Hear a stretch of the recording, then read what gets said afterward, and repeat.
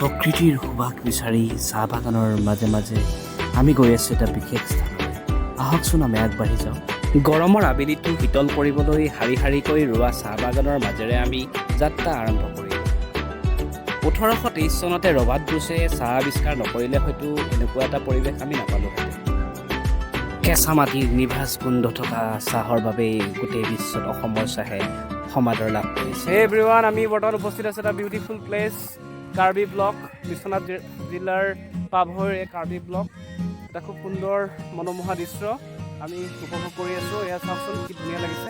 ছোৱালী আছে, কণমানি ছোৱালী, দেখিছেনে বাৰু কি ধুনীয়াকৈ বহি আছে কণমানি ছোৱালীজনী। বৃহত্তৰ বিশ্বনাথ জিলাৰ কেইগৰাকীমান উদ্যমী যুৱকৰ চেষ্টাত প্ৰাণ পাই উঠিছে এই সুন্দৰ কাৰ্বি ব্লকখনে।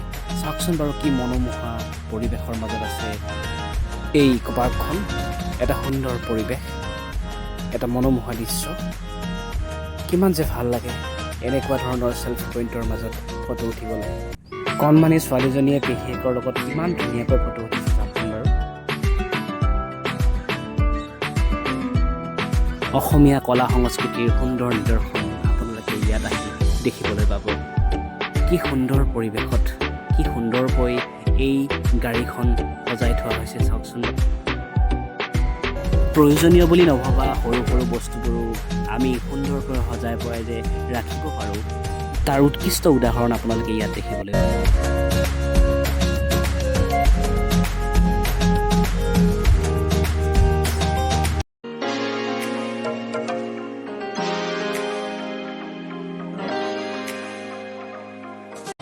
এনেকুৱা ধৰণৰ প্লেচত আহিলে সাধাৰণতে সকলোৰে মনত এটা শ্ল' মোশ্যন শ্বট দিবলৈ মন যায়, আৰু সেইকাৰণে ভাবিলোঁ ময়ো এটা শ্ল' মোশ্যন শ্বট দিওঁ। মাজে সময়ে নিজৰ ভাল লগা কামবোৰ কৰি সঁচাকৈ বহুত ভাল লাগে, নহয় জানো?